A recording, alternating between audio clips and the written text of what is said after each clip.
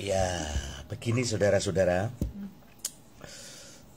keributan mengenai pemotongan gaji pegawai swasta dan pegawai negeri sipil yang dipergunakan untuk tapera sebagaimana diatur dalam Peraturan Pemerintah Republik Indonesia nomor 21 tahun 2024.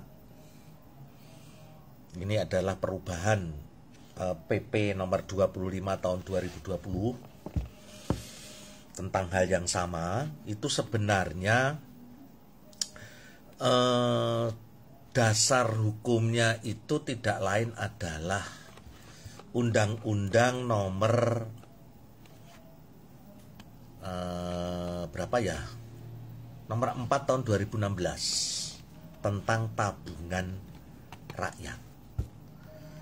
Nah, di dalam undang-undang itu, ya kan, di dalam undang-undang itu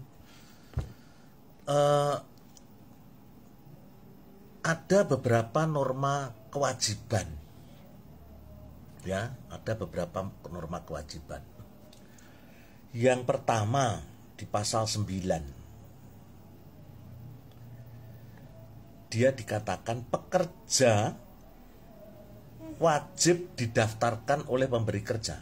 Itu yang pertama. Itu di pasal Undang-Undang nomor 4 tahun 2016.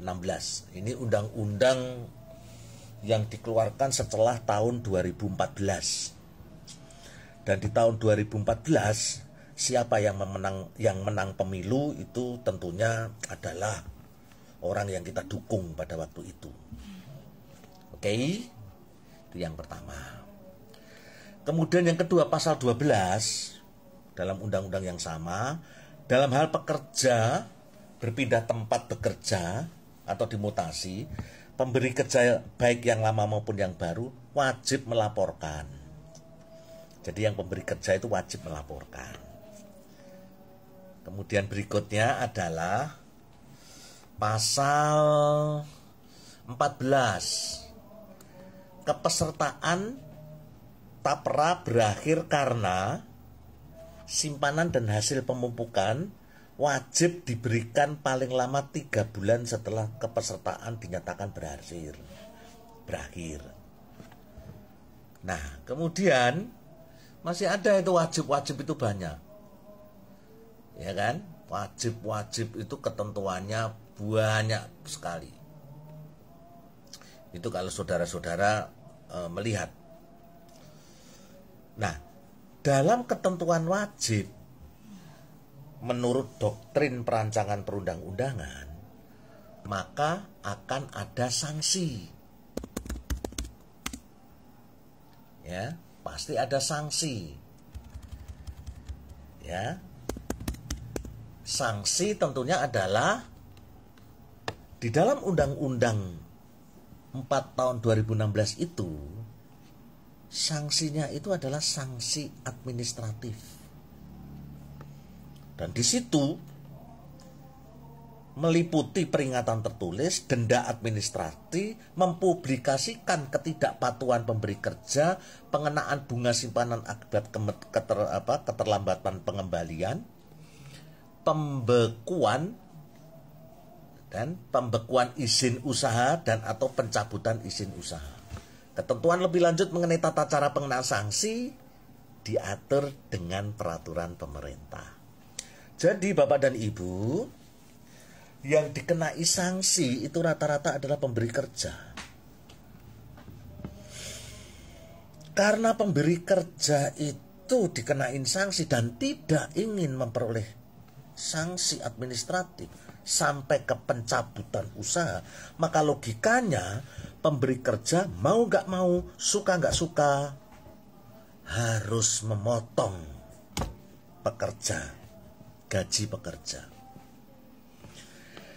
Nah, yang saya tahu di dalam Undang-Undang Dasar 45, setiap bentuk pemotongan, setiap bentuk sumbangan, setiap bentuk pengambilan dana dari pemerintah, dari negara, itu harus mendapat persetujuan DPR. Persoalannya adalah kenapa undang-undang ini kemudian disetujui oleh DPR pada waktu itu 2016 dan sekarang lagi ribut. Artinya desain untuk menyengsarakan rakyat itu sudah berlangsung lama. Dan itu kolaborasi antara pemerintah dan DPR. Karena pembentuk undang-undang itu adalah pemerintah dan DPR. Sehingga ketika diatur dengan peraturan pemerintah yang kemudian ini adalah ribut semua, maka peraturan pemerintah ini adalah titik puncak daripada tapera, tambahan penderitaan rakyat. Ini luar biasa ini. Kalau terjadi, sangat luar biasa. Pajak mau naik, masyarakat selalu dibebani oleh pajak, pungutan ini dan itu, BPJS pungutan, KIP pungutan, kartu sehat pungutan dan segala macam. Dan sekarang masih ada tapera. Banyak sekali yang menanyakan, kalau yang sudah punya rumah, bagaimana? Tetap dipotong.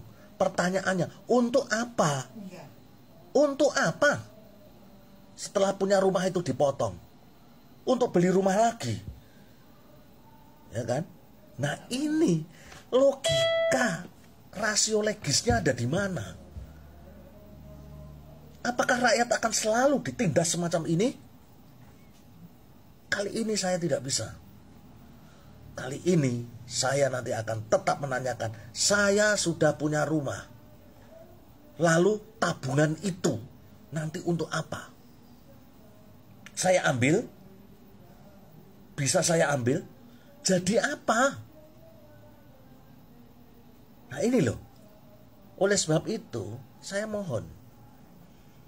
Yang namanya Dewan Perwakilan Rakyat bukan hanya lembaga stempel. Inilah yang mengakibatkan kenapa terjadi banyak penyimpangan, karena tidak ada check and balances. DPR hanya sekedar menandatangani, menyetujui.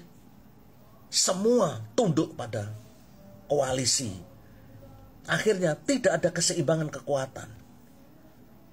Lalu sekarang bagaimana? Masyarakat sipil mau memperjuangkan diri.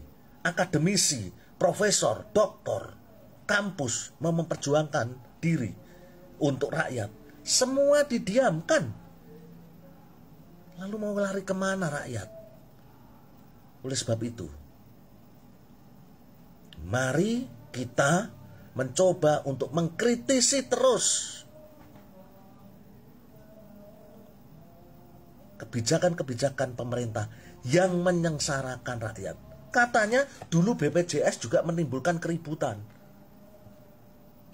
Ya kan? Sekarang masih menimbulkan keributan. Lihat aja orang-orang itu. Saya melihat di media sosial, Ikang Fauzi berangkat jam 9 baru dilayani jam 3.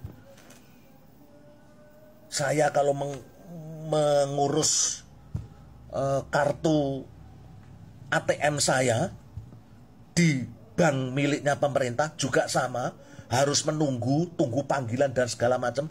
Saya ngurus kartu ATM saya yang tertelan, yang hilang di BCA. Saya langsung ngomong aja merek, Bank Sentral Asia. Cukup di mall, tanpa membawa buku tabungan, hanya berbekal kepercayaan. Saya mengalami persoalan ini, langsung dilayani hanya tidak lebih dari 10 menit.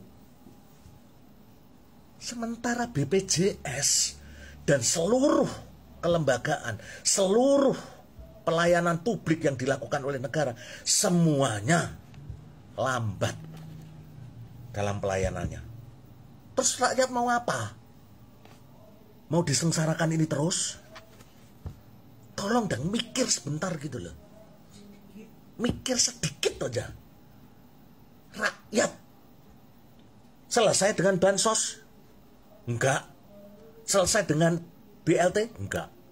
Itu saudara-saudara.